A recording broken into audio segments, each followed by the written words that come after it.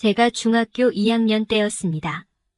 2002년 바야흐로 월드컵이 대한민국을 태풍처럼 휩쓸고 지나간 바로 그 해 제 일생에 다시 오기 힘든 짜릿하고 무흐한 경험이 있었습니다. 뇌 속을 포맷하지 않는 한 지금까지도 쭉 저장되어 있을 정도였으니깐 뭐 다른 말할 필요가 있나요? 15살 중학생이었던 저는 평범한 학생이었습니다. 학교 생활 잘하고 운동 좋아하고 성에 비교적 일찍 눈을 떴는데 다른 게 있었다면 공부보다 게임에 흠떡 빠져 있었던 것밖에. 시험 기간 학교 집에서도 게임 또 게임 온통 머릿속에는 게임 생각밖에 없었던 시절이었습니다. 밤늦도록 형하고 게임을 했었죠. 그야말로 게임 중독자처럼 지낸 거라고 할 수 있는데 게임 말고 다른 관심거리가 우연히 생겼습니다. 낮에는 평범하게 학교 게임 그렇게 지내다가 밤만 되면 저는 심술궂은 장난 아닌 장난을 누나한테 했습니다. 그 장난이 위험한 행동이었다는 것을 그때 당시에는 전혀 실감조차 못했지만 그 좋아하던 게임도 야릇한 장난 앞에서는 별것도 아니게 되더라고요. 누나는 저보다 2살 많은데요. 그 당시 17살 고등학교 1학년인 셈이죠. 제 친누나라서 자랑하는 게 아니고 다른 누나들보다 예쁜 건 사실이었어요. 얼굴, 몸매. 훌륭했죠. 평균 이상. 그것 때문에 호기심이 생긴 건 아니었지만 비호감이었다면 호기심이 생기지도 않았을 거예요. 그렇게 누나에게 호기심이 생겨서 드는 생각이 그래 누나가 있었지. 한번 만져볼까? 그 생각을 하자마자 제 뇌 속은 게임이 아닌 누나로 가득 차 있었습니다. 만지는 건 괜찮겠지. 그래 동생이 누나 만지는 건 나쁘지 않을 거야. 말도 안 되는 합리화를 시켜가며 저는 오로지 누나를 만져보겠다는 일념으로 밤이 오기만을 기다렸습니다. 낮에는 뭐 다를 바 없이 지냈고요. 거실과 형하고 제가 쓰는 방 그리고 누나 방이 있는데도 TV가 거실에 있어서 우리 형제들은 다 같이 거실에서 잤습니다. 뭐 모기가 많거나 바퀴벌레라도 나오는 날에는 전 바로 제 방에 가서 잤지만요. 컴퓨터가 제 방에 있었는데 잠은 거실에서 잤습니다. 아버지는 시골에서 사업하고 계셔서 자주 뵐 일은 없었습니다. 가끔 올라오시면 2, 3일 이내로 다시 내려가셨으니까요. 그날은 누나 그리고 저와 형은 각자 자기 방에서 잤습니다. 아버지 혼자 거실에서 주무셨고요. 아버지가 안 계시는 날이라면 누나는 거실 맨 오른쪽, 형은 중앙, 저는 왼쪽 구석에 벽 보며 잠을 많이 자는 형태였죠. 키읔키읔. 형 몰래 밤늦도록 게임을 하고 싶어서 늦게까지 잠을 일부러 안 자다가 누나와 형이 잠이 들면 게임에 미쳐 있었던 때에는 게임하러 방에 들어갔었지만 성에 관심을 가진 그 순간부터는 달라지기 시작했죠. 평소와 다를 바 없이 저는 밤늦게까지 잠을 자지 않고 벼르고 있었죠. 누나를 만져보겠다는 그 굳은 결심을 하고 난 뒤부터는 피곤함은 아무것도 아니었습니다. 1시간 정도 기다렸던 걸로 생각이 나네요. 실눈을 떠보니 형과 누나는 자고 있었고 거실에는 TV 소리만 들려오고 있었습니다. 곤히 잠을 자는 누나 옆에 살며시 다가가서 다리를 툭 건드려도 아무런 기척이 없길래 천천히 오른손으로 누나의 다리를 만져보았습니다. 느낌을 한마디로 표현하면 살아있네. 긴장감은 그 순간부터 시작되었습니다. 처음 만져보는 여자의 다리가 친누나라니 그것만으로도 저는 이미 흥분이 되어 있었습니다. 손끝으로 종아리, 무릎, 허벅지를 부드럽게 만져보는데 그때 두근거림은 시계 소리마저 들리지 않았을 정도로 흉부를 강하게 요동치게 했습니다. 숨조차 제대로 쉴 수 없을 만큼 심장은 가쁘도록 뛰고 있었고 제 모든 신경은 온통 오른손 검지에 집중되어 있었습니다. 걸리면 안 되는데, 그 생각은 제 머릿속에 없었습니다. 더 만지고 싶다, 더 위로. 계속 만져보고 싶다. 그 생각뿐이었습니다. 한참 만지는데도 떨림은 오래갔죠. 다만 손끝으로는 만족을 못해서 히읗히읗 허벅지 위까지 만지다 그만뒀습니다. 그 대신 손으로 누나의 허벅지를 쓰다듬었고 이내 음흉한 손은 누나의 바지 속으로 들어갔습니다. 짧은 바지라서 그런지 한 번에 쑥 들어갔었죠. 바지 속에 뭐가 있습니까? 허벅지를 만져보는 것과는 아주 달랐습니다. 한 손으로 공 잡듯이 딱 잡아봤죠. 너무 탱탱하더라고요. 두세 번 그렇게 만져보다가 손을 앞쪽으로 돌려봤습니다. 여기서 걸릴 확률은 아주 높아지는 건데. 다행히 누나의 기척은 아직 없었습니다. 누나가 옆으로 자고 있어서 만지는 것에는 큰 불편함이 없었던 걸로 기억이 납니다. 검지와 중지로 옆 라인을 만지다가 앞에도 만져보고 싶어서 대담하게 옮겨봤는데 처음에는 수북이 자라나 있는 털을 만져보다 뭔가 이상한 게 손끝으로 전해져 오는데 그건 생리대였어요. 누나도 생리대를 하는구나. 탄식만 나오더라고요. 누나한테 들킬 걱정보다도 뭔가 실망이 더 컸었죠. 음흉한 손가락은 밑에서 위로 옮겨갔습니다. 천천히 가되 들키지 않도록 조용히 건드려 보는데 그 감촉은 이루 말할 수 없었습니다. 누나의 살결은 비단보다 더 부드러웠고 따뜻했습니다. 저도 모르게 감탄사가 나오는데 더 이상은 위험하다 생각해서 만지는 것은 거기서 그만두고 대신에 커질 만큼 커져버린 제 거기를 꺼내서 누나의 허벅지에 비벼가며 야릇한 상상을 해봤습니다. 넣고 싶다. 털들이 수북이 자라있는 그 숲속을 지나 누나와 하나가 되고 싶다. 하지만 그런 생각으로 한동안 있다 정신을 차렸습니다. 이내 흥분을 억지로 가라앉히고 다시 제자리로 돌아가서 자는 척을 해야 했습니다. 거기서 더 하다가는 정말이지 들킬 것 같아서 첫날은 그렇게 허무하게 끝났는데요.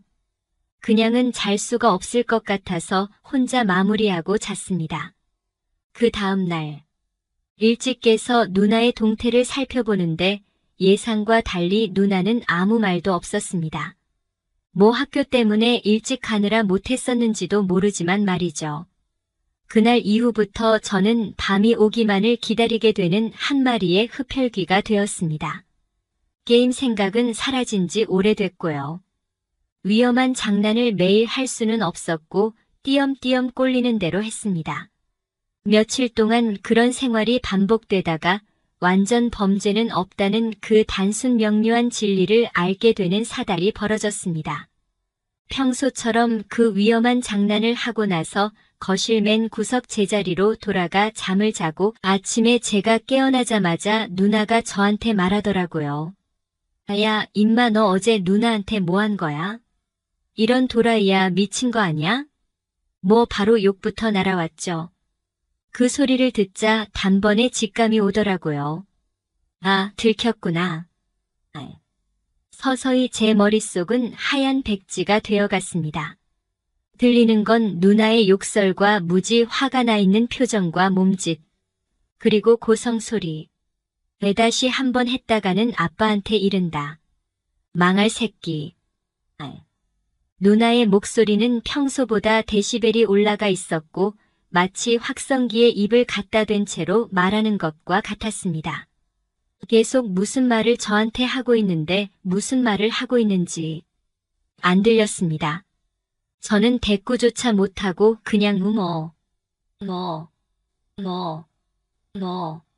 아이 말만 하고 바로 뒤돌아 누웠고 누나는 그 자리를 박차고 일어나 방으로 들어갔습니다.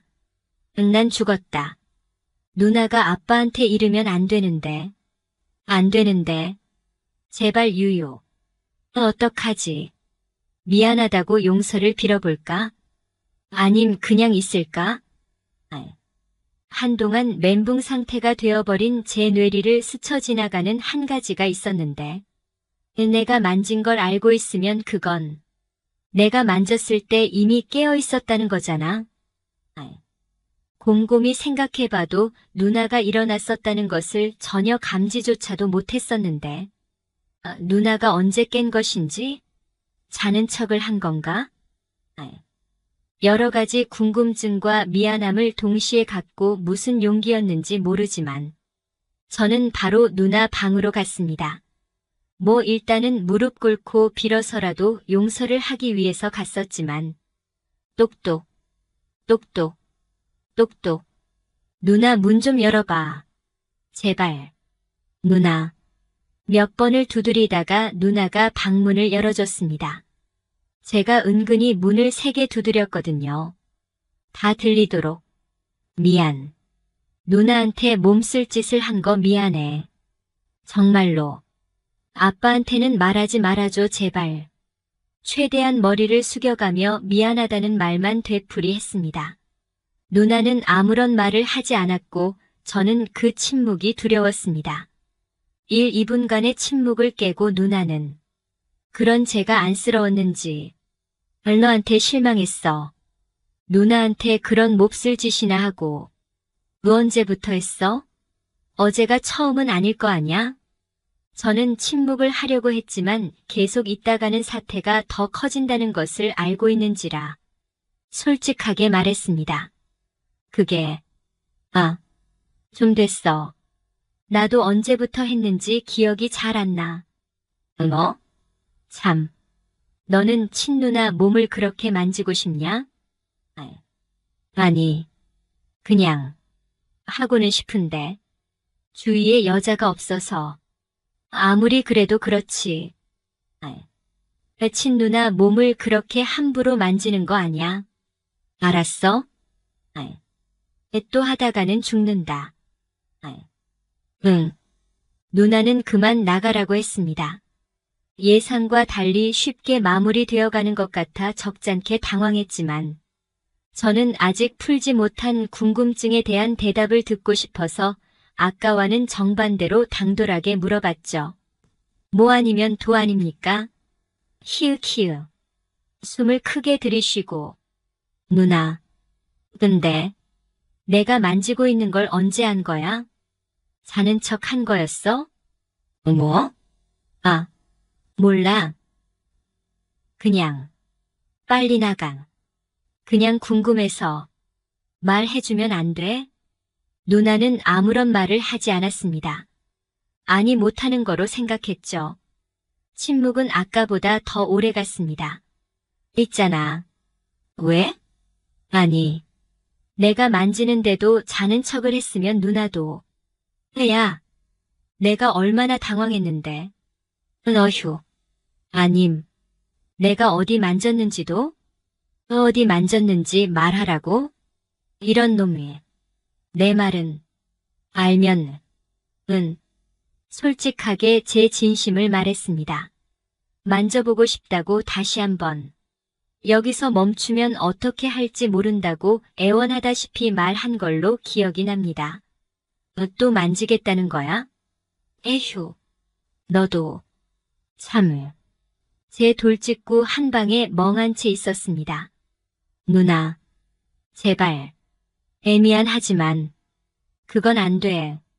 무리한 부탁인 줄 알지만 단호히 거절하더라고요. 기대감이 도미노처럼 순식간에 엎어버렸습니다. 무슨 말을 해야 하나? 어떤 반응을 보여야 하나? 망설였고 또다시 침묵이 오래갈 것처럼 느껴질 그때 누나는 제게 놀라운 제안을 하나 했습니다. 꼭 만져야만 좋겠어? 다른 건 안 되는 거야? 아니, 만지는 것 말고 다른 거 해보고 싶은 게 있냐고? 생각해라. 아니 생각하고 말해야 한다. 윈도 97였던 제 두뇌 회전이 그 순간만큼은 윈도 XP가 된 것처럼 재빠르게 대답했습니다. 안아보고 싶어. 그래? 응. 한번 안아보고 싶은데. 알았어. 본인이 생각한 것과 크게 달랐는지 호탕하게 웃으면서 저보고 다가오라고 했습니다. 물론 제 속내는 그게 아니었지만 누나 말대로 꼭 안아봤죠. 친누나가 아니라 내 여자친구라고 생각하며 누나와 나 사이에 공간의 여유도 없이 한참을 껴안은 채로 있었습니다. 저는 아무 말도 하지 않았습니다. 누나도 잠깐은 저한테 말을 걸지도 않았고 우리 둘은 아까와는 분위기가 다른 침묵에 휩싸여 있었습니다. 누나. 응? 왜? 너무 좋다. 조금만 더 있으면 안 돼? 뭐?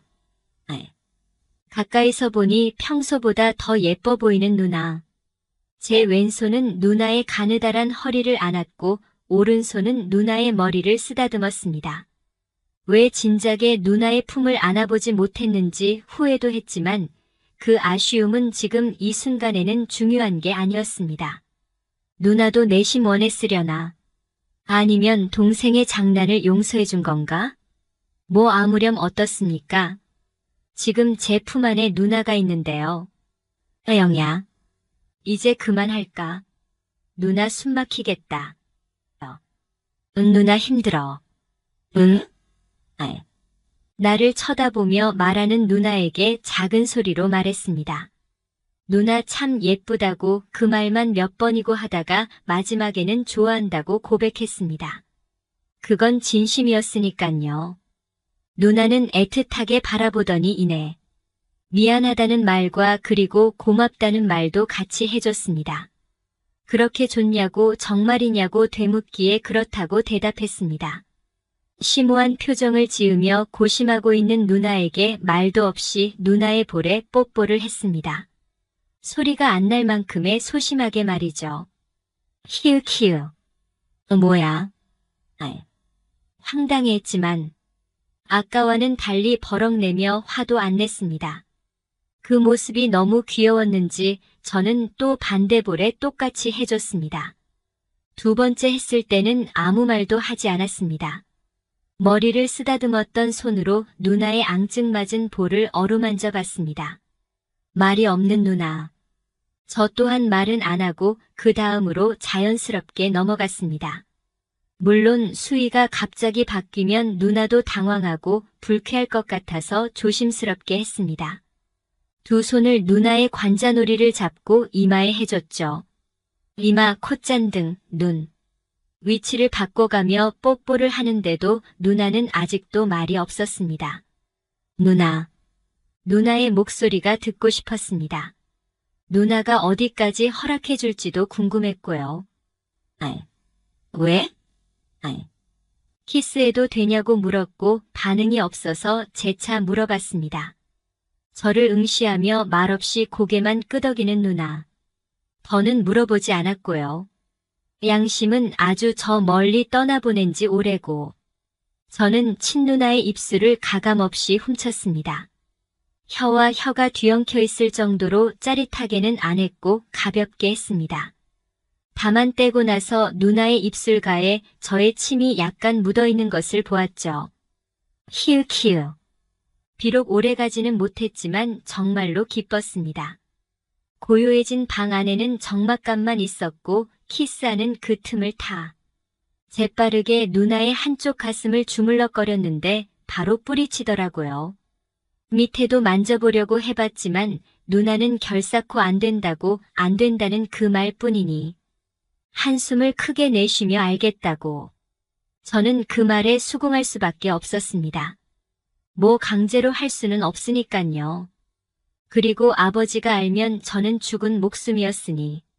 누나는 저에게 2번 다시 그 짓을 하지 말라고 몇 번이고 당부했으며 그 대신 뽀뽀는 하고 싶을 때 언제든지 말하라고 저한테 귀띔해주는데 키스도 되냐고 물었더니 웃더라고요. 한번 진하게 하고 나서 거실로 나가기 전에 누나와 다시 입맞춤을 했습니다. 몹쓸 장난은 누나와 은밀한 경험을 한 그날 이후로 안 했었고요. 학교 갈 때나 학교 후 집에 둘이 있을 때는 제가 부탁만 하면 누나는 기꺼이 들어줬습니다. 색다른 재미였죠. 학교 후 TV 보고 있는 누나에게 다가가면 누나는 반갑듯이 제 볼에 뽀뽀를 해줬고 저는 누나 머리를 쓰다듬었으니깐요. 히읗히읗.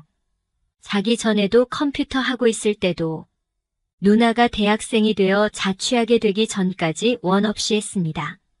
아쉽게도 키스만 말이죠.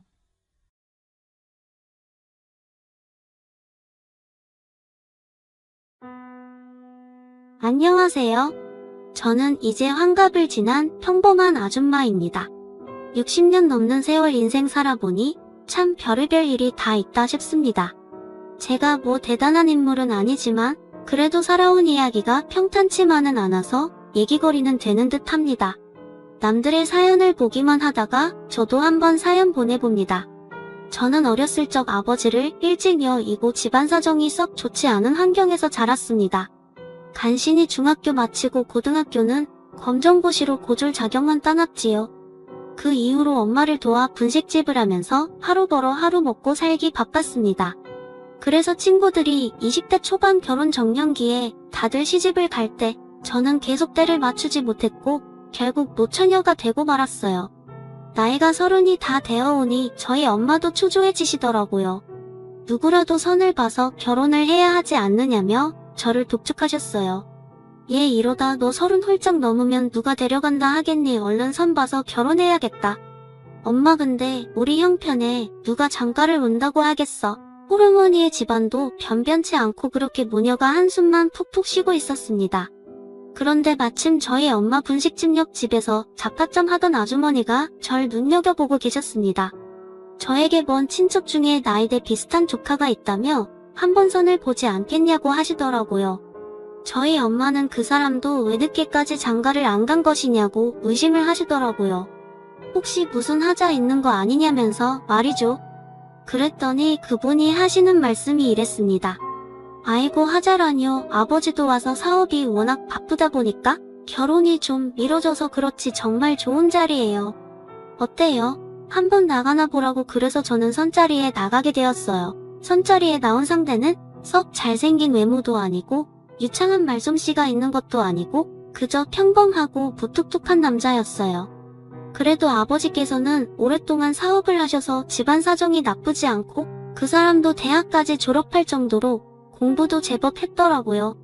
저는 이런저런 조건을 봤을 때 그 사람과 결혼하면 괜찮겠다 싶었고 그 사람도 여자에게 특별히 많은 조건을 기대하지 않고 그저 내조 잘할 사람 찾는다고 하였습니다. 그래서 저를 꽤 마음에 들어 했고 저희는 서로 마음이 맞아 결혼까지 금방 이르게 되었어요. 결혼 후 저는 평범하게 가정주부 생활을 했습니다. 당시로는 노산으로 아이 둘을 연년생으로 낳았어요. 첫째는 딸이고 둘째는 아들이었죠.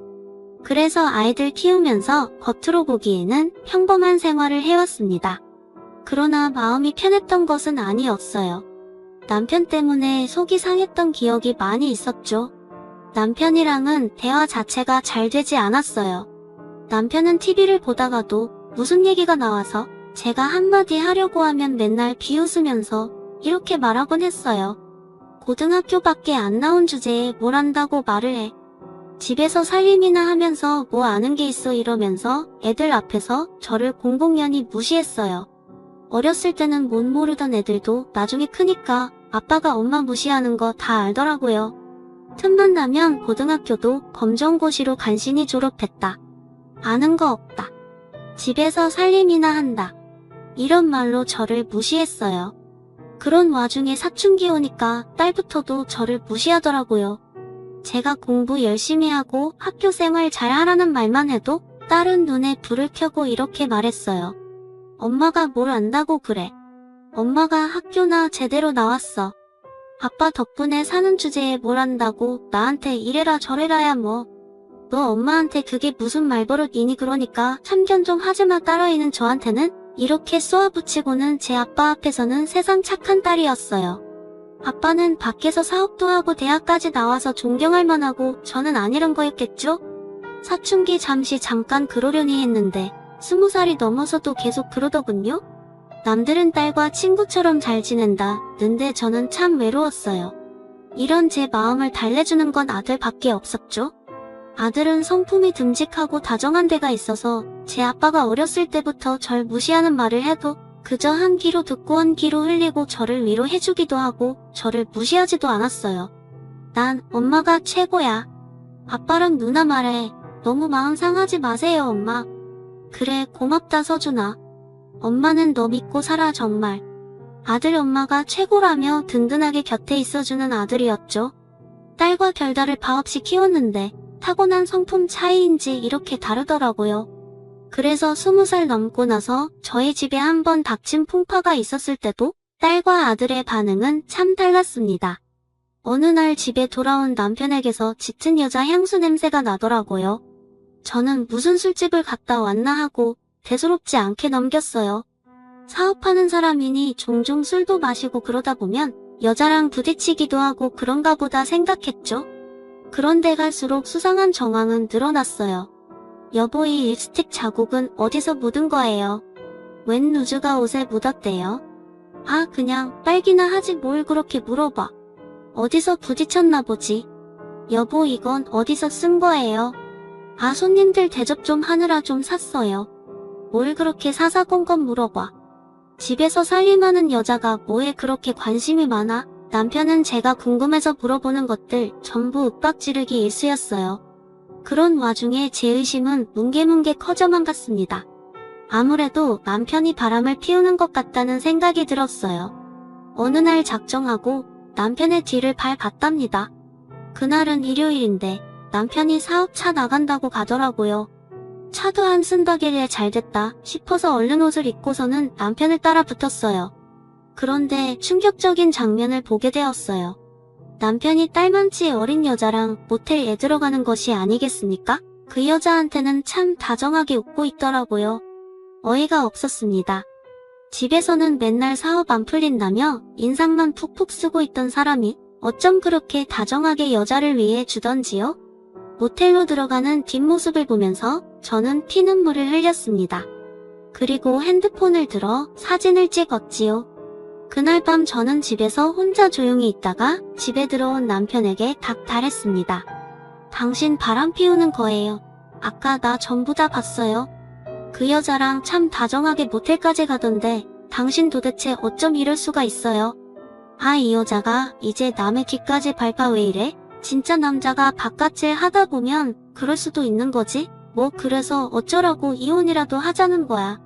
좋아, 이혼하려면 해. 그런데 이 집도 내 거고 애들 키운 것도 내 돈으로 키운 거지. 당신이 한 일 뭐가 있어. 맨몸으로 나가려면 나가고 한 푼도 위자료 이런 건 바라지도 마. 저는 어이가 없어서 남편에게 마구고함을 지르면서 싸웠어요. 그동안 참고 살아온 세월이 억울해서라도 바락바락 되들었어요.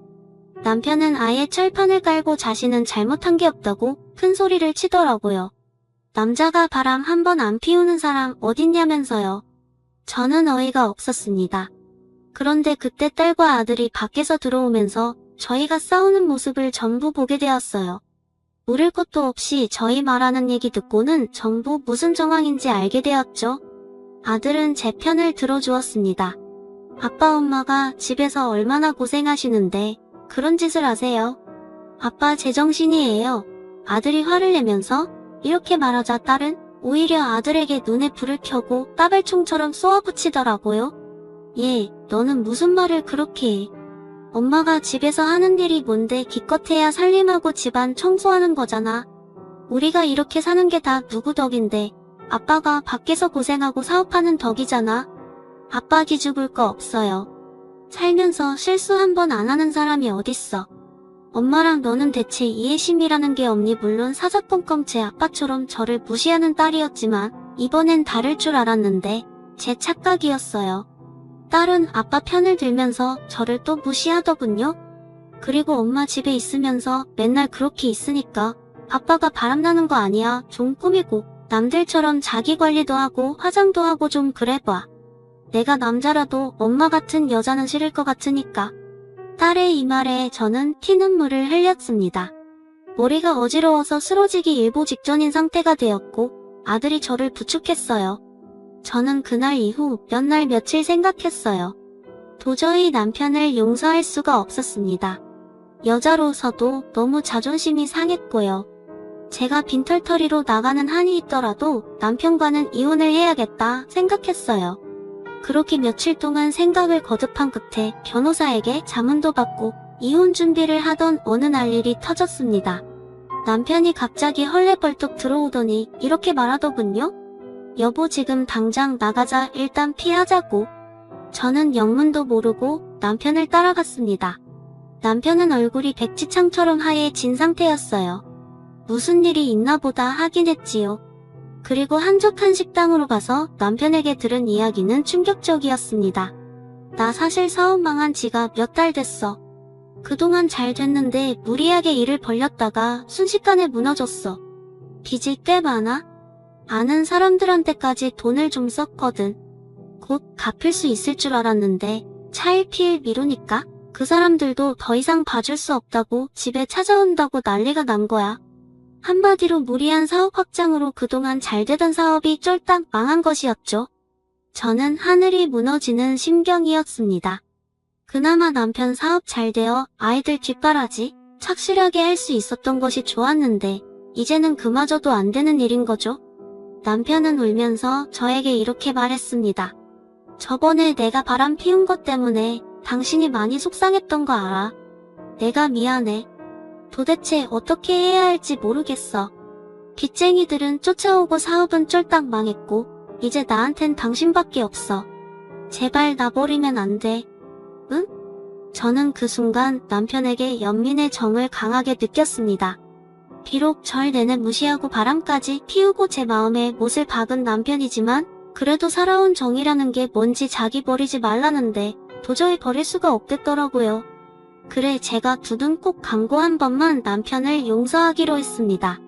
어쨌든 그동안 제가 편하게 살아오고 아이들 키운 것도 남편 덕이었다고 할 수 없는데 이렇게 어려울 때 남편과 이혼하자고 나서는 것은 도리가 아니라는 생각이 들었습니다. 결국 저는 그렇게 한 번 발목이 붙잡히고 말았어요. 그런데 당장 집안이 엉망이었습니다. 남편의 사업은 산산조각이 나고 우리 집도 몽땅 넘어가고 간신히 가재도구 몇 가지만 챙겨서 반지하 방으로 이사를 왔습니다. 딸은 오는 내내 투덜투덜 거리더라고요. 아들도 이게 뭔 일인가 싶고 어리둥절하고 저도 사실 정신이 없었답니다. 남편은 그래도 미안하기는 한지 면목 없다고 고개를 숙이더군요. 당장 살아갈 일이 걱정이었습니다. 아이들 대학 공부시켜야지, 시집장 가도 보내야 하지 저희 노후도 다 준비해야 하는데 이런 반지하 방에서 뭘 어찌해야 하나? 참 앞길이 막막하더라고요. 남편은 매일같이 술로 나날을 보냈습니다. 사업이 날아간 충격이 이만저만 큰 게 아닌 것 같더라고요. 아들은 자기라도 돈 벌어보겠다면서 아르바이트를 하겠다고 나섰지만 걔가 돈을 벌어봐야 얼마나 벌었겠어요. 아직 대학도 졸업하지 않았으니 사정이 뻔했습니다. 결국 내가 나서는 수밖에 없었죠. 저는 밖으로 나돌아다니면서 일자리를 찾았습니다. 50 넘은 제가 할 수 있는 일은 몇 가지 없었어요. 식당일, 청소일 그런 것뿐이었죠. 한숨이 푹푹 나오더라고요. 그때가 겨울이었는데 얼마나 바람이 춥고 내리던지요? 남편이 불륜을 저질렀던 것은 생각도 나지 않았고 용서할 것도 없이 그냥 흐지부지 넘어갔습니다. 그냥 먹고 살길 찾는 데만 열심히 했던 그 애였습니다. 저는 며칠간 고민했어요. 사실 제게는 남편 몰래 모아둔 비상금 1000만 원이 있었어요. 집이 다 날아갈 때까지도 절대 숨기고 있었던 그 돈으로 한번 분식집을 열어보기로 결심했습니다. 그래도 돌아가신 우리 엄마가 했던 게 분식집이라 내가 그 분야에 대해서는 좀 알고 음식도 배워뒀던 터라 잘할 자신이 있었습니다. 2000만 원 쪽에서 정말 어렵게 시작했어요. 음식점 자리 낯뒤 낡은 상가에서 시작했어요. 권리도 없고 보증금 500인 곳에서 이것저것 집기들 중고로 들여놓고 오가는 사람들한테 맛보고 가라고 직접 발로 띄웠어요. 엄마가 줬던 레시피를 이리저리 변경을 해서 요즘 사람들 입맛에 맞게 매운 떡볶이를 개발했어요. 튀김도 바삭하게 기름들 새로 해서 따끈하게 손님들한테 대접했고요. 오는 사람들마다 오뎅 서비스도 푸짐히 줬어요. 학생들 2,000원, 3,000원 손님도 절대 헛두로 대하지 않고 늘 고맙다고 고개 숙여 인사를 하곤 했습니다. 참 신기한 게 제가 그동안 어떻게 집에만 있었나 싶더라고요. 일을 시작하니 활기가 도는 느낌이었어요. 집에서 살림할 때는 늘 우울하고 가족들이 나를 깔보는 것 같아서 움츠러들곤 했는데 바깥일 하니 내 귀가 펴지더라고요. 저는 아무래도 바깥일을 할 팔자인데 그동안 집안일하며 살았나 싶더라고요. 아들은 시간 날 때마다 틈틈이 와서 저를 도왔어요. 딸은 저희 가게 흥미진 곳에 있고 추잡스럽다면서 한 번도 발걸음 하지 않았는데 아들은 늘 와서 절 도와줬습니다. 재료 손질이며 청소며 쏠쏠히 도와줘서 알바 없이도 가게를 운영할 수 있었어요. 물론 힘들었지만 보람찼습니다. 그리고 가게는 점점 더 번성해 나갔습니다. 정말 작은 곳에서 시작했는데 1년 반 만에 더 큰 자리로 옮겨갈 수가 있었어요. 남편도 놀라더라고요. 저한테 이런 재주 있는 줄은 몰랐다면서요. 딸은 셀쭉했지만 그래도 제가 잘 되는 거 싫지는 않은지 희죽웃더라고요. 가족들에게 이렇게 인정을 받으니 기분이 정말 좋았습니다. 남편 사업 실패로 우중충했던 집이 제 분식집이 잘 되니 조금씩 살아나기 시작했어요. 남편도 가끔씩은 저희 가게 나와서 저를 돕기 시작했죠. 가게를 넓히고 나서는 아들이 나서서 인터넷에다 가게 이름도 올리고 홍보도 많이 했어요. 저는 영업시간도 밤늦게까지 연장해서 젊은 손님들을 모으는데 애를 썼어요. 회사원이나 대학생들도 저녁 마치면 와서 먹고 갈 수 있게요. 그렇게 몇 년을 정신없이 일을 했어요. 그러던 중에 어느 날 딸이 그러더라고요. 엄마, 나 결혼하고 싶은 남자가 있는데 그 사람 보여주기에 우리 집이 너무 창피한 것 같아. 이런 집에 누가 장가오려고 하겠어. 딸은 온통 곰팡이 핀 반지하에서 사위 맡기가 너무 민망할 것 같다면서 이렇게 말하더군요. 엄마, 이제 사업도 잘 되는데 우리 전세로 어디 아파트라도 들어가면 안 돼. 나 너무 창피해서 얼굴을 못 들 것 같다고. 이런 딸의 입장도 이해가 되더라고요. 딸도 정년기에 얼른 시집 가야지 늦어지면 저처럼 고생할 것 같아. 저는 시집 간다는 말에 마음이 놓이던 차였어요. 사실 사돈이며 사위며 한두 번은 우리 집에 올 텐데 반지 하방을 보이긴 정말 좀 민망하긴 하겠더라고요. 그런데 참 어려운 것이 가게에 쏠쏠이 들어간 돈이 많았어요. 집기도 중간중간 바꿔야 하고 가게 넓히는데도 또 돈을 썼고 사실 사업은 잘 되어가고 있었지만 제 손에 쥔 돈은 얼마 있지도 않았어요. 빚 갚는 데에 다 쓰기도 했고요. 손에 쥔 것은 몇천 정도인데 이걸로는 전세집은 어림도 없었죠. 그런데 기대에 찬 딸의 눈빛을 차마 외면할 수는 없더라고요. 남편도 그때 들어서 이제 반지 하방 지겹다면서 징징거리고 있던 차였답니다. 얼른 빚 들어오는데 좀 가고 싶다고 어린애처럼 저를 조르던 차였어요. 그래서 독전은 큰 결심을 했어요. 사업도 잘 되던 차니 전세는 못 구하더라도 월세로 집을 옮겨가기로 한 것입니다. 딸 시집 보낼 때까지라도 월세로 좀 번듯한 집에 살기로 결심을 했어요. 그래서 동네에 좀 괜찮은 아파트 월세를 구하게 되었어요. 딸은 신이 나서 방방 뛰더라고요. 드디어 반지 하방 벗어나니 얼마나 좋았겠어요. 남편도 좋아서 입꼬리가 올라가고요. 아들도 좋은지 엄마 최고라고 연신 칭찬을 하더라고요. 비록 매달 월세 내야 해서 불안한 생활이었지만 저도 이사를 하게 되어 기뻤습니다. 옮기는 집은 방 3개 욕실 2개 있는 평범한 아파트였지만 전에 살던 반지 하방에 비하자면 마치 대걸 가도 같은 집이었죠. 남편은 절 붙잡고 진지하게 이렇게 말하더군요. 여보, 그동안 나 때문에 고생 많았고 마음 많이 상했지. 앞으로는 내가 정말 잘할게. 그동안 내가 미안했어. 말이라도 그렇게 해주니 참 고맙더라고요. 그렇게 이사를 하고 저는 사업에 여념이 없던 어느 날이었어요. 영업장에서 좀 늦게 마감을 하고 나오는 길인데 남편 뒷모습이 보이더라고요. 남편이 뭐 하다가 이 시간까지 집에 안 가고 있었나 갑자기 의문이 들었어요. 그리고 차려입은 모양새가 평소보다 훨씬 신경을 쓴 것 같더라고요. 여자의 직감 왜 그런 거 있잖아요. 저도 모르게 남편의 뒤를 살살 밟았습니다. 그런데 뭐 오래 볼 것도 없었습니다. 잘 차려입은 남편은 가게에서 나오는 웬 여자와 다정히 팔짱을 끼더니 모텔이 있는 쪽으로 총총 향하더라고요. 어이가 없었습니다. 또 바람이라니요. 이제 좀 먹고 살만한데 또 바람이라니요. 저한테 잘하겠다고 고생했다고 말한 게 얼마 전인데 그다짐은 어디 가고 여자랑 바람을 피우나 하늘이 무너졌습니다. 빚덩이에 올라 죽을 뻔한 거 제가 다 살려놨더니 이제 저 모르게 저런 짓을 하고 다닌다는 게 너무도 원통했어요. 그런데 모텔 있는 쪽으로 가던 남편을 놓치고 말았어요. 모텔 중 한 군데로 들어갔는지 순식간에 사라졌더라고요. 저는 사진을 찍지도 못하고 증거도 하나 못 남기고 그냥 울 수밖에 없었습니다. 집에 들어와서 어째야 하나 곰곰이 생각을 하고 있었습니다. 남편은 태연하게 내게 전화를 해서 오늘 친구를 만나서 술 마시느라 새벽에 들어온다고 거짓말을 하더라고요. 저는 부들부들 떨렸지만 일단은 모르는 척 넘어갔어요. 그리고 새벽에 남편이 들어왔을 때 저는 기다리고 있다가 남편에게 벼락같이 따졌습니다. 당신 또 바람 피우는 거지 나 다 알고 있어. 도대체 당신 어떻게 나한테 또 이럴 수가 있어요. 나한테 미안한 생각도 안 들어요. 생각해보니 그게 실수였어요.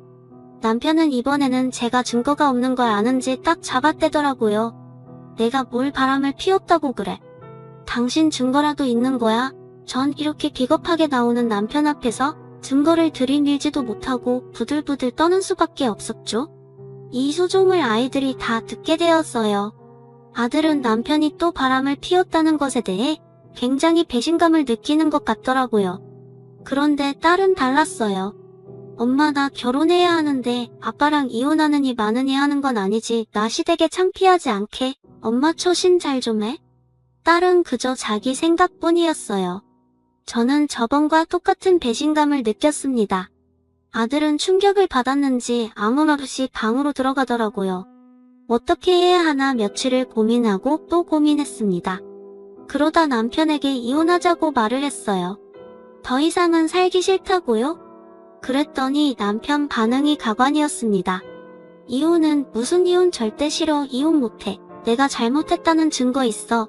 이 사람 이제는 생사람 잡고 있어. 남편 핸드폰이라도 몰래 보려고 밤에 눈에 불을 켜고 있었지만 증거를 잡기에는 역부족이었어요. 남편 핸드폰에는 전부 잠금장치가 되어 있더라고요. 게다가 제가 핸드폰을 노리는 것을 아는지 어디다 꽁꽁 숨겨놔서 나중에는 찾을 수도 없었습니다. 증거라도 있어야 이혼이 되는데 이혼도 못하고 이렇게 발목 잡히나 답답해졌습니다. 하루는 사업장에서 손님들 없을 때 골몰이 생각에 잠겨 있는데 아들이 문을 열고 들어오더라고요.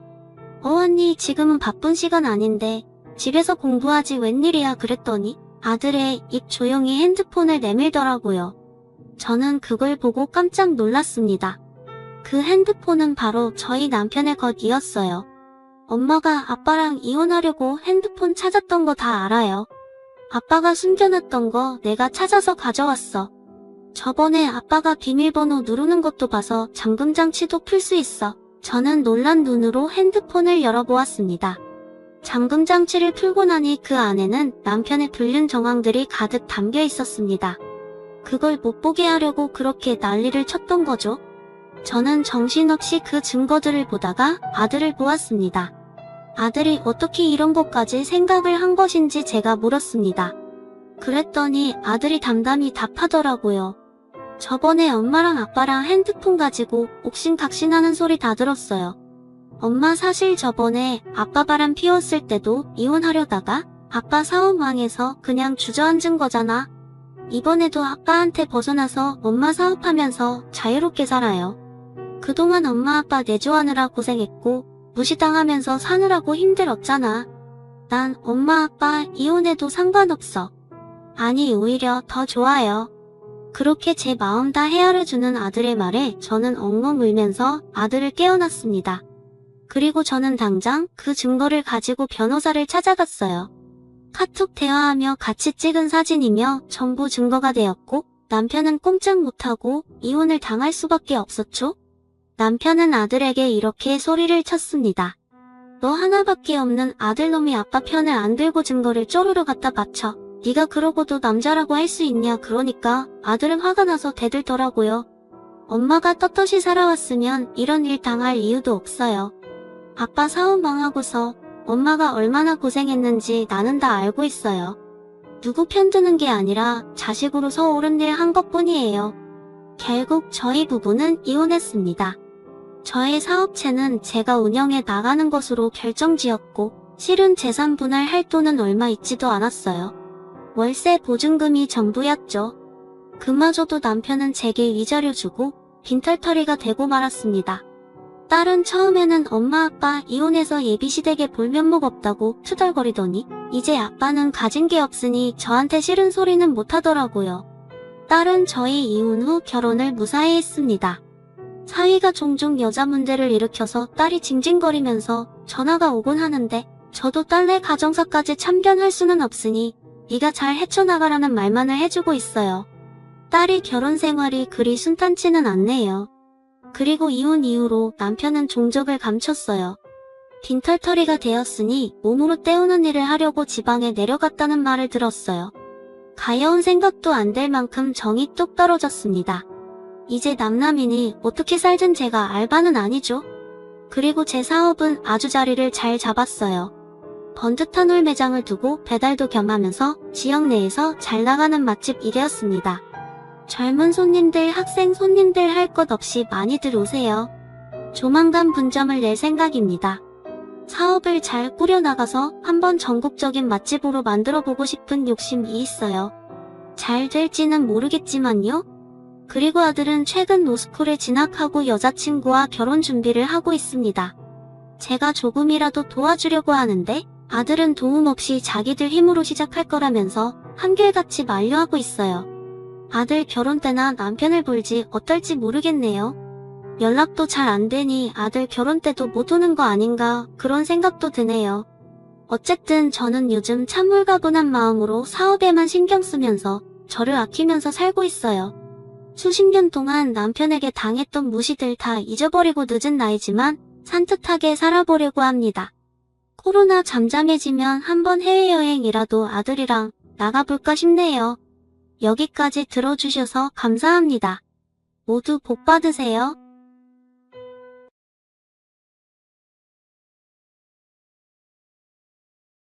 안녕하세요. 저는 서울에 혼자 살고 있는 돌싱 30대 남자입니다.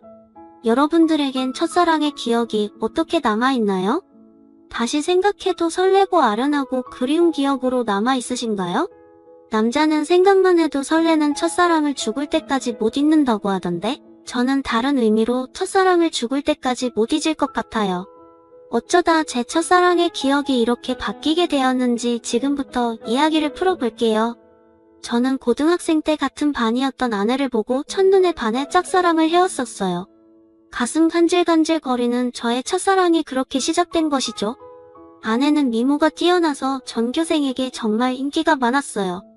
여자들은 아내가 쓰는 물건들을 따라 샀었고 학교에서 인기 좀 있다는 잘생긴 애들도 아내의 뒤를 졸졸 따라다녔었어요. 하지만 저는 잘생긴 것도 아니고 그렇다고 날씬한 것도 아니라서 뒤에서만 아내를 봤었어요. 정말 평균 이하의 외모에 살집도 있는 편이라 제가 봐도 너무 별로더라고요. 늘 그렇게 뒤에서 아내를 지켜보다가 아내가 가는 대학에도 따라 들어가게 됐어요. 아무리 그래도 그 정도까지 하냐고 말하시겠지만 저는 그만큼 아내를 무척이나 좋아했었거든요. 제 세상은 아내에 의해 흘러간다고 볼 수 있었어요. 그렇게 대학을 가서도 혼자 속으로만 좋아하다가 대학 졸업할 때쯤 제가 용기를 내서 아내에게 고백을 했어요. 현이야, 친하지도 않은 내가 이렇게 불러내서 당황했지. 졸업하기 전엔 꼭 너한테 하고 싶은 말이 있어서 불렀어.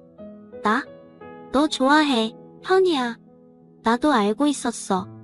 고등학생 때부터 뒤에서 계속 나만 보던데 어떻게 몰라? 다른 애들은 나랑 얘기 못해서 안달이었는데 넌 끝까지 쳐다만 보더라. 아, 알고 있었어? 다른 애들은 다 잘생기고 예쁜데 난 너무 못생겼잖아. 그래서 너한테 말을 걸 용기가 없어서 그냥 뒤에서 쳐다만 봤어. 차라리 말을 걸지 그랬어. 뒤에서 쳐다만 보면 얼마나 무서운 줄 아니? 장난이야. 오히려 다른 애들과는 다르게 특이해서 자꾸 눈길이 가더라고. 아, 그랬어? 그럼 계속 특이한 애로 남기에 오늘도 말 걸지 말 걸 그랬나?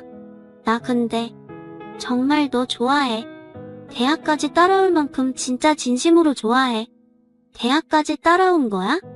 내가 뭐라고 이렇게 좋아해 주는 거야? 나 정말 별거 아닌 사람인데. 아니야. 너만 보고 있으면 주변이 환해지고 너가 웃을 때마다 내가 행복해지는걸? 이젠 졸업 앞두고 마지막이라고 생각하고 말한 거야. 부담 가지지 마. 대답 안 해줘도 돼. 왜? 난 대답하고 싶은데. 원래 고백은 대답 드리려고 하는 거 아닌가? 나는 좋아. 우리 한번 만나보자. 아직 어리니까 가볍게 만나보고 아니면 그때 헤어지면 되지. 저는 인생은 잊어봐야 본전이라는 생각에 당연히 차일 것이라고 예상하고 고백한 것인데 예상 밖으로 아내는 활짝 웃으면서 저를 받아주더라고요. 그렇게 저희는 얼떨결에 연애를 하게 되었어요. 남들과 똑같이 데이트도 하고 사랑을 나누었죠. 아내 주변에서는 도대체 저를 왜 만나냐고 했었는데 그냥 웃기만 하더라고요. 저는 이유가 뭐든 지금 아내와 사귀고 있다는 자체가 행복해서 아무런 상관이 없었어요. 그리고 졸업을 하고 저는 운 좋게 대기업에 취업을 하게 되었어요. 아내도 대기업에 계속 이력서를 넣어보는데 서류 전형은 대부분 합격을 하는데 저보다 자격증이 많이 부족해서 그런지 최종 면접에서 항상 떨어지더라고요. 결국은 대기업은 포기하고 중소기업에 취직을 하게 되었죠. 위로가 전혀 안 되겠지만 그래도 아내에게 취직 축하한다고 맛있는 것도 사주고 아내가 평소 갖고 싶어 했던 지갑도 축하 선물로 사줬습니다. 아내는 저의 응원을 받고 힘을 내서 열심히 회사를 다녔어요. 제가 어느 정도 직급이 올라갔을 때 아내에게 결혼을 하자고 했어요. 아내는 망설임도 없이 단칼에 제 청혼을 거절하더라고요. 아직 직장이 견변치 못하다면서 자신이 당당해질 수 있을 때 결혼을 하고 싶다고 했었어요. 아무것도 없는 나랑 결혼하고 싶다고 해줘서 너무 고마운데 아직 내가 직장이 견변치 않아서 지금 결혼하기엔 너한테 너무 미안해. 그럼 내가 싫어서 거절하는 게 아니라 직장 때문에 거절하는 거야? 직장이 무슨 상관이야. 우리 둘이 잘 살면 되는 거지. 그래도 직장이 좋아야 월급도 많이 받고 우리가 걱정 없이 살 거 아니야. 너 월급에 비하면 내 월급은 너무 작잖아. 나는 내가 내 앞에서 당당해질 수 있을 때 결혼하고 싶어. 그래도 너가 안 버는 것보단 낫지. 우리 둘이 같이 벌면 괜찮아. 그리고 나 혼자 벌어도 너 하나쯤은 먹여 살릴 수 있어.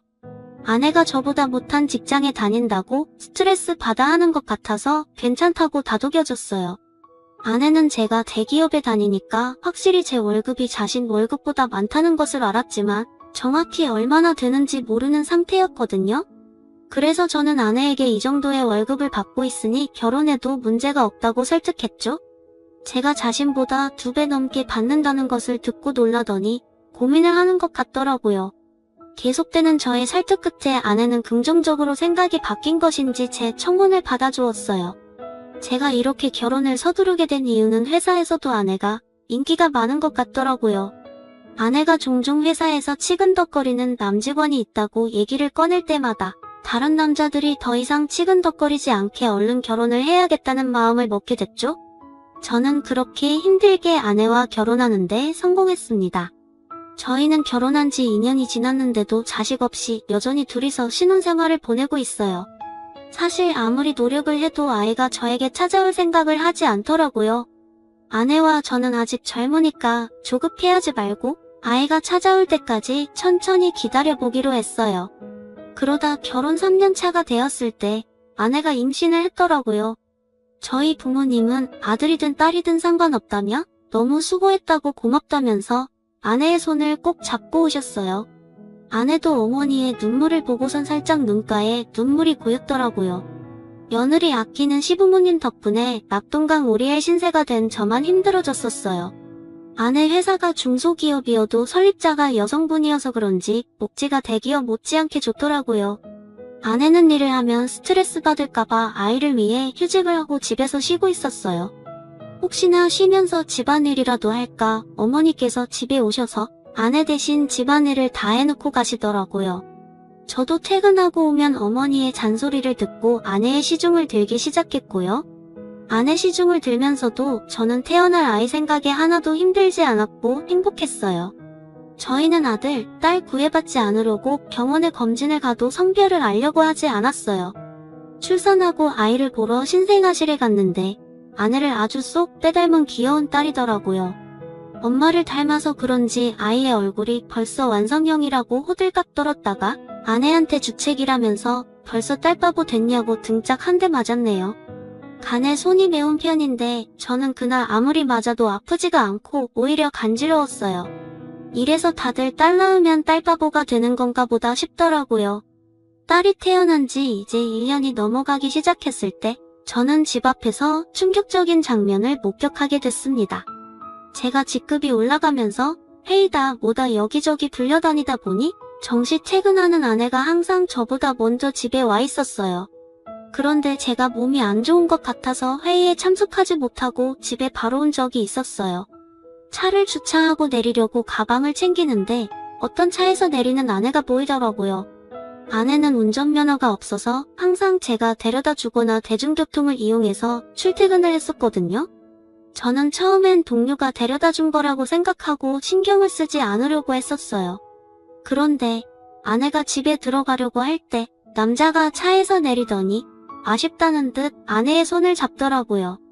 저는 내리려고 손잡이에 올린 손을 떼고 그 모습을 어처구니 없이 쳐다보고 있었어요. 아내는 남자를 보면서 웃고 있고 남자는 잡은 손을 앙탈 부리듯이 흔들고 난리도 아니더라고요. 다른 사람이 보면 그 둘이 부부인 줄 알겠더라고요. 하필이면 제 차가 입구 정면에 주차하고 있어서 제 블랙박스에 그 장면이 그대로 다 찍혔었어요. 저는 차 안에서 나오지 않고 아내가 들어간 후에도 그 장면만 계속 돌려보고 있었어요. 잘못 생각한 거라고 현실을 부정하려 했지만 보면 볼수록 의도가 맞는 것 같아서 화가 나더라고요. 더 확실한 증거를 잡아야겠다는 생각에 저는 집으로 바로 들어가지 않았어요. 차 안에서 쉬다가 원래 제가 퇴근하던 시간에 맞춰서 집에 들어갔죠. 아내가 웃으면서 저한테 왔냐고 말하는데 온몸에 소름이 돋았어요. 저는 아무것도 못 본 사람 마냥 아내에게 평소와 다를 것 없이 똑같이 대했었어요. 아내가 음식을 하는 동안 혹시나 다른 증거들이 나오지 않을까 싶어서 아까 아내가 입고 있었던 코트를 뒤졌는데 아무것도 나오지가 않더라고요. 저는 아내가 잘 때 휴대폰을 몰래 확인해보기로 마음먹었습니다. 아내가 먼저 잠든 것을 확인하고 휴대폰을 들고 조용히 거실로 나왔어요. 잠금이 걸려 있었는데 비밀번호가 딸 생일이더라고요. 저는 고민할 것도 없이 제일 먼저 카카오톡을 들어가 보았어요. 전부 회사 직원들과의 단톡이나 제가 알고 있는 고등학교 친구들과의 단톡이었는데 유일하게 한 사람만 개인톡을 하고 있더라고요. 저장명도 심상치 않은 게 제 직감으로는 이 사람이 아까 아내를 데려다 준 사람이라고 생각했죠. 개인톡을 들어가 보니 역시나 제 예감이 딱 들어맞았더라고요. 아내가 저랑 연애했을 때보다 그 사람이랑 더 달달하게 카톡을 주고받았어요. 그런데 두 사람이 사귄 지가 꽤나 오래된 사이였던 것 같았어요. 같이 데이트하면서 찍은 음식 사진에 남자가 살짝 걸려있는 사진들과 대놓고 찍은 커플 사진들도 있길래 모조리 제 휴대폰으로 옮겨 놓았어요. 그리고 다음날 아침밥을 먹으면서 아무렇지 않은 표정으로 평소 대화하듯 아내에게 이혼 서류를 준비하라고 했어요. 아내는 잘못 들은 건가 싶은 표정으로 갑자기 무슨 소리냐고 하더라고요. 저는 아무 말 하지 않고 커플 사진을 아내의 폰으로 전송했어요. 방금 내가 당신한테 사진을 하나 보냈는데 그게 우리 이혼 사유야. 그러니까 군말 없이 퇴근하면 이혼 서류 준비하고 당신 짐 싸놓고 있어. 여보, 내가 미안해. 다신 안 그럴게. 잘못했어. 내가 당장 그 남자 정리할게. 우리 딸을 봐서라도 이혼만은 안 돼. 엄마는 아빠 없는 애로 키울 수 없잖아. 안 그래? 그걸 아는 사람이 남편 두고 이렇게 딴 남자를 만나고 있었던 거야? 저번에 친구랑 저녁 먹고 온다고 했던 날도 그 남자랑 먹었더라? 그땐 정말 아무 사이 아니었어. 그날은 둘 다 상사한테 엄청 혼나고 퇴사 고민할 만큼 힘들길래 같이 저녁 먹으면서 하주연하고 헤어진 게 다야. 진짜야. 거짓말 치지 마. 내가 그 전 대화까지 안 봤을 것 같아? 내가 사진만 대충 본 줄 아는 거냐고? 대화 내용까지 다 봤는데 왜 거짓말 치는 거야? 나도 모르겠어. 이렇게 거짓말해서라도 당신 잡고 싶었나 봐. 내가 잘못했어. 나를 욕해도 좋아. 그런데 이혼만은 절대 안 돼, 여보. 그래? 그럼 지금 그놈이랑 당장 헤어져. 그렇지 않으면 난 무슨 짓 할지 몰라. 당신 회사에 불륜 증거 다 뿌리고 이혼할 수도 있어. 아내는 회사에 불륜 사실을 알리겠다고 하니 당장 그 남자에게 전화해서 이별을 통보하더라고요. 그리고 며칠 뒤 아내한테 들은 얘기인데 아내와 헤어지고 그 남자는 이직을 했다더라고요. 어디로 이직했는지는 모르고 남자가 휴대폰 번호를 바꿔버려서 만약에 다시 만나고 싶다고 한들 만날 수 없는 상황이라고 확실히 관계가 끝났다는 것을 말해줬어요. 저는 제가 있는 앞에서 이별을 통보했던 아내라 저 말을 의심조차 하지 않고 믿었던 것 같아요. 조금이라도 의심해보고 제가 직접 알아봤어야 할 내용이었는데 말이에요. 그리고 저희는 다시 예전 신혼 때처럼 관계 회복에 성공했어요. 아내가 미안했는지 그 사건 이후로 제게 과하다시피 너무 잘해주더라고요. 그 행동도 의심해봤어야 했는데 말이에요. 그 사이에 귀여운 딸이 저희에게 한 번 더 찾아왔어요. 이번에도 아내를 쏙 빼닮아 너무 이쁘더라고요. 어쩜 두 딸 모두 좋은 유전자만 받고 태어난 건지 눈에 넣어도 안 아플 지경이었어요. 제가 한동안 딸 보는 재미가 얼마나 쏠쏠했는지 몰라요. 주위 사람들한테 요즘 딸 보는 맛에 산다고 말하고 다닐 정도였어요. 요즘은 아들보다 딸이 더 좋다고 하던데 딸들을 보고 있으니 왜 그런 말을 하는지 알 것 같았어요. 어찌나 애교도 많고 저를 보고 방긋방긋 잘 웃던지 나중에 커서 딸이 결혼한다고 하면 정말 대성통곡할 것 같았어요. 저는 영원히 제 딸들을 옆에 끼고 살 수 있을 줄만 알았어요. 그날만 아니었다면 말이죠. 제가 중요한 프로젝트를 맡고 있어서 잠을 제대로 못 잔 적이 있었어요. 평일엔 프로젝트 때문에 주말엔 딸들 보느라 피로가 누적이 되었던지 그날은 정말 낮잠을 안 자면 제가 과로사할 수도 있겠다는 생각이 들더라고요. 웬만하면 아이들을 봐주려고 했는데 도저히 못 버티겠어서 정말 오랜만에 주말에 잠시 낮잠을 잤었어요. 그러다 중간에 목이 너무 말라서 잠에서 깨버렸어요. 거실에서 아내가 통화를 하는지 문틈 사이로 아내 목소리가 어렴풋이 들리더라고요. 피크폰으로 해놓은 건지 간간히 다른 사람 목소리도 들렸었어요. 저는 목이 말라서 아플 지경이길래 물을 마시려고 손잡이에 손을 올렸는데 아내가 하는 말에 문을 열지 못하고 그 자리에서 굳어버렸어요. 오늘 남편 얼굴 보는데 날이 가면 갈수록 더 못생겨지더라. 살만 뒤룩뒤룩 쪄서 진짜 얼굴 맞대고 밥 먹기 힘들어. 같은 공간에 있기도 싫어. 그러니까 내가 계속 이혼하라고 했잖아. 언제 이혼할 건데 이대로 살 생각이야. 도대체 언제까지 이러고 있을 건데. 나 이제 당신 남편이 불쌍해 보일 지경이야. 아니 뭐 아직 애들도 어리고 내 월급으로 애들 키우는 건 힘들잖아. 그렇다고 당신 월급도 많은 게 아니니까 조금만 더 있다가 하려고 이혼할 생각이 있긴 한 거야. 내가 봤을 땐 당신 남편이 가진 돈 때문에 이혼 안 할 것 같아. 말로만 이혼할 거라고 하고 계속 이런 식이면 나 당신 남편한테 다 말할 거야. 아, 좀 기다려보라고 했잖아. 왜 이렇게 보채는 거야? 매력 떨어지게. 우리 딸 부족함 없이 키워야 하지 않겠어. 그러니까 조금만 참아. 그건 그렇긴 한데 나도 애기들 보고 싶단 말이야. 맨날 사진으로만 보고 나도 실제로 애기들 알아보고 싶어. 근데 지금 자기 애도 아닌데 자기 애라고 믿고 저렇게 좋아 죽는 꼴이 너무 웃겨. 진짜 멍청한 거 아니야. 얼굴이 자기랑 너무 다르잖아. 당신 닮아서 얼마나 예쁜데 자기 애라고 믿지. 얼핏 들었을 때 대화 내용으로 아내가 상간남이랑 통화하고 있었다는 걸 알아차렸어요. 얼굴 얘기하면서 제 험담을 할 때부터 저는 손을 뻗어서 화장대 위에 있던 제 폰을 들고 아내의 통화 내용을 녹음하기 시작했어요. 둘이서 오가는 대화들이 정말 갈수록 가관이더라고요. 제 험담은 그럴 수 있다고 생각했는데 이제껏 제 딸이라고 믿었던 애들이 알고 보니 제 딸이 아니라 상간남 딸이라고 하니까 너무 충격적이더라고요. 저는 들고 있던 폰을 바닥에 떨어뜨렸고 그 소리에 아내가 놀랐는지 황급히 전화를 끊더니 방문을 열고 불을 켜더라고요. 불을 켜자마자 바로 앞에 서 있던 저를 발견하고 놀라서 소리를 지르더라고요. 여보, 당신 언제부터 여기 있었어? 혹시 내가 통화하는 거 들은 거야? 어디서부터 들었어? 다 들었어. 너 당장 내 집에서 나가. 더 이상 내 목소리 듣고 싶지 않으니까 아무 말하지 말고 지금 조용히 그대로 문 열고 나가. 여보, 이거 오해야. 내 말 좀 들어봐. 당신이 지금 어디서부터 뭘 들었든 다 오해야. 그러니까 이거 드라마 얘기야. 내가 요즘 보는 막장 드라마 있는데 그 얘기하는 거였어. 내가 방금 분명히 당신 목소리 듣고 싶지 않다고 말했을 텐데.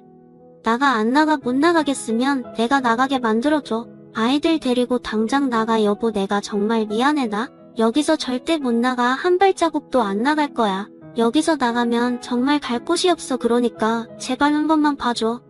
괜히 입만 아프게 더 말할 필요 없고 여기 있는 물건들 다 내 돈으로 산 거니까 그대로 두고 귀찮게 짐 쌀 필요 없이 몸만 나가면 되겠네. 아이들 데리고 나가. 내 인내심도 여기까지니까. 아내는 계속 나갈 수 없다면서 제 바지가랑이를 잡고 늘어지더라고요. 저희가 싸우는 소리에 놀란 애들도 울고 불고 난리가 났었어요. 제 애가 아니라는 말을 들으니 더 이상 애들이 울든 말든 달래주고 싶지가 않았어요. 아이용품은 저희 집에 두었자 필요가 없으니 대충 애들 집만 챙겨서 아내 손에 쥐어줬어요. 아내는 제가 쥐어진 가방을 던지고 못 간다면서 바닥에 들어 눕더라고요. 제가 경찰에 전화하는 신용을 하니 아이들을 데리고 나갔어요. 알고 보니 아내는 전에 저한테 들켰던 그 상간남과 계속 만나고 있었더라고요. 저번에 헤어졌다는 말도 거짓말이었고 일찍을 했다는 말도 전부 거짓말이었어요. 그렇게 저를 속이고 둘은 뒤에서 만남을 이어갔던 거예요. 제 자식이라고 믿었던 딸들도 그 남자와 아내 사이에서 낳은 딸들이었던 거죠. 지금까지 저와 자신 사이에 아이를 낳고 싶지 않아서 피임약을 복용하고 있었더라고요. 아내는 상간남이 가진 게 쥐뿔도 없었는데 단지 얼굴 하나만 보고 만난 것이었어요. 저랑은 그저 돈을 많이 버니까 돈 때문에 계속 만나다가 결혼까지 하게 된 것이었죠. 저는 모든 사실을 알고 바로 변호사 선임해서 이혼소송과 상간남 소송을 했어요. 아내와 상간남은 제게 당장 줄 돈이 없다고 미안하다고 빌더라고요. 여보, 내가 잘못했어. 당신이 이혼하라면 이혼해줄게. 우리 소송까지는 하지 말자. 그래도 같이 살아온 세월이 있는데 합의 이혼으로 끝내면 안 될까. 정말 죄송합니다. 용서받지 못할 짓 한 거 알아요. 그치만 소송만은 하지 말아주세요. 모아둔 돈도 없어서 당장 위자료 줄 돈이 없어요. 이렇게 부탁드립니다. 이렇게 될 거라고 예상을 못했나봐요. 제가 저번에도 용서하고 넘어가 주니까 이번에도 사과하면 그냥 넘어갈 줄 알았어요. 저 절대 고소 취할 생각 없습니다. 아내가 외도한 게 이번이 처음도 아니고 심지어 똑같은 남자랑 다시 외도를 했는데 저는 너무 괘씸해서 그 둘을 선처해줄 마음이 전혀 없었어요. 결국 둘은 저한테 줄 위자료가 없어서 사채까지 써서 줬더라고요. 매달 정확하게 들어오는 월급 받고 사채를 쓴 모양인데 제가 가만히 있을 리 없었죠. 저는 불륜 증거들을 아내 회사에 뿌리기 시작했어요. 회사 내 커뮤니티에 익명으로 녹음본과 함께 글도 올렸고 팩스로 커플 사진들도 보내 고 제가 할 수 있는 건 다 했었어요. 결국 아내와 상간남은 회사에서 질타를 받으며 그대로 쫓겨났습니다. 그리고 현재까지도 빚쟁이들을 피해 도망다니고 있는 것 같더라고요. 그러게 처음 제가 용서하고 넘어가줬을 때 정신을 차렸어야 했는데 자기 발등 자기가 찍는 짓을 왜 안 하십니다. 저는 정말 죽을 때까지도 이 일을 절대 못 잊을 것 같아요. 다시는 결혼할 생각도 그렇다고 연애를 할 생각도 전혀 없어요. 저는 이렇게 혼자서 걱정 없이 사는 것도 괜찮을 것 같다는 생각을 해요. 오히려 부양할 가족이 없으니 마음이 더 편해졌어요. 저희 어머니는 아직도 집사람이 바람펴서 이혼한 줄 모르고 계세요. 나이도 많으신데 혹시나 충격에 쓰러지실까봐 영원히 제 가슴에만 묻어두려고 합니다. 여러분들은 첫사랑의 기억이 꼭 예쁘게 남아있었으면 좋겠네요. 지금까지 제 이야기 들어주신 모든 분들께 감사합니다. 모두 가족들과 행복하고 따뜻한 겨울 보내시길 바랍니다.